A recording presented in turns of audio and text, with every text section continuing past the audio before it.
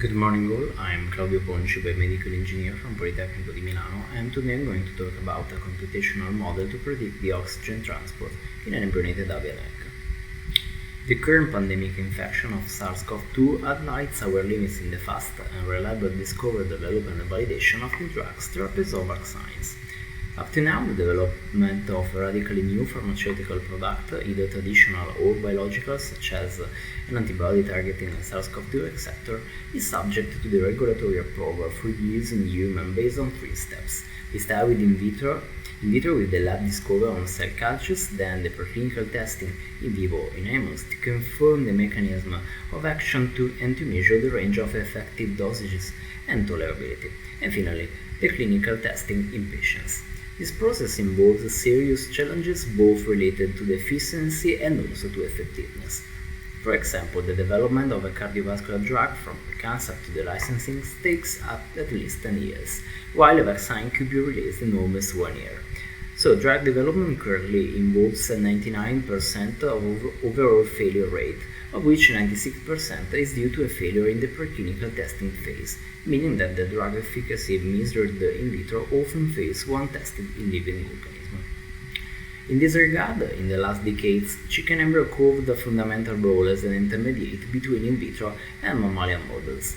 The rapidly dividing and growing of its cells can shorten the total time required for experiencing a response to a tested target. Chicken embryo is mostly employed in the vascular network analysis, especially in the antibody or small molecule drugs-based development. Most of that studies were performed in the chorion-toque membrane as the CAM-assay. This membrane is the analogous to the placenta in mammals, supplying oxygen and nutrients and gets formed from the fusion of the allantois and the chorion sac, as we can see from the sketch. As site of oxygen uptake, it's also analogous to the lungs, and its morphological structure makes it suitable for the visualization of vascular morphology and dynamic. Till today, CAMs been employed in the study of tumor growth, angiogenesis-related diseases, and pharmacotoxicokinetic. Let's think that in the last 30 years we can encounter more than 340 antiangiogenic substances tested on chicken embryos. Therefore, the ease of access to the embryo and its circulatory system become a fundamental capability during all the CAM-assay, allowing for embryo manipulation and monitoring of its development, or even to check the progression of the induced reaction to an external moiety we are testing. Anyway, each manipulation performed to the native eggshell like pulsing or removing the sharp portion, tends to alter its oxygen permeability, supplying the embryo with a known physiological oxygen tension, which may alter the angiogenesis, acid-base balance, etc. In particular, CAM doubles in 8 days, so any physical access through the shell along the mid-lower portion of the egg, so in direct contact with the CAM, should be avoided. Consistently, as the air sac represents the oxygen reserve for the embryo, it increments of about 70%, being the safest and the most employed access in ovo cultures. So, in this context, we aim to realize a computational predictive oxygen transport model of a developing chicken embryo. We modeled a developing embryo along 12 days, and we focused on the diffusion capability of the native eggshell, computing the transport to the CAM through the air sac. Then, we validate our model by comparing our computed oxygen concentration values inside the air sac with both experimental and literature ones. Once assumed the goodness of our model, we predicted also the oxygen transport through a silicon-based synthetic eggshell substitute, made by, in our case, of PDMS. We realized a mesh having more than 200,000 phytoidal elements and more than 8 layer refinements along the outer shell.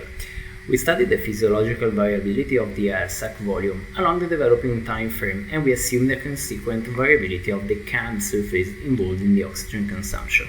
Then, we modeled the eggshell as a porous medium having an overall thickness of 365 micrometers, the presence of nanometric pores, and a porosity equal to 1, and finally a porosity strongly lower than 0.5%.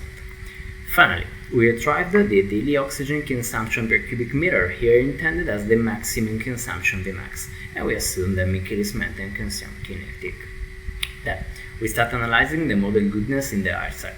We averaged values from different papers where the oxygen partial pressure was measured accordingly to the green data on the left-hand side graph. Then, Since nowadays, in particular in our lab, we're using F from different hands breeding. For example, we're using ROS 308. We also collected oxygen concentration data as the red squared one by means of intraviral optical oxygen sensing. So the collected experimental data perfectly fit the literature once, intended here is a control, with the gap lower than 1.5%. Consistently, our computational model, as the blue data, fit all the gain measurements expected for the first embryo stages, where either in an experimental case and the computational one, the discrepancy was lower than 5% with respect to control. So the blue and the red box appear right now. Then, we try to compute the oxygen transport with a synthetic substitute. The question was, can PDMS substitute the native eggshell?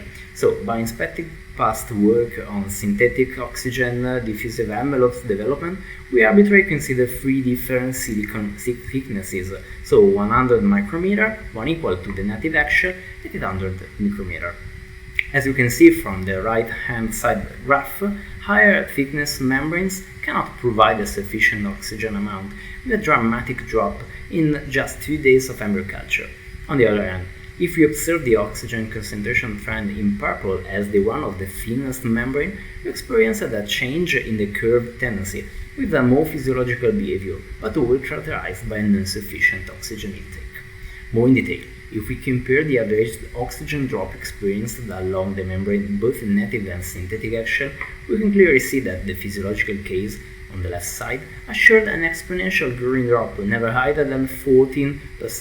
On the other hand, the thicker PDMS membrane tends to saturate the tendency with an almost 100% drop reached at embryonic incubation day 7.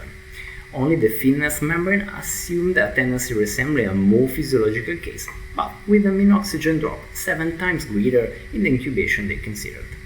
In conclusion, we developed a computational predictive model able to predict the oxygen concentration values inside the air sac and along the outer eggshell in a developing chicken embryo, with the capability to inspect the oxygen intake behavior by changing the external shell. Our models agree with the experimental and state-of-the-art values, with a mean error lower than 5%. We assessed the inability of silicon-based envelopes as the PDMS to substitute the native eggshell by providing a physiological chemical cues. Only very thin membranes can assure embryo survival, but they lack of any mechanical resistance.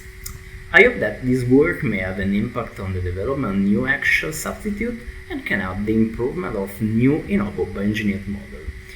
So I would like to thank my team from Politecnico and Gemma, and in particular you, for your kind attention. Thank you.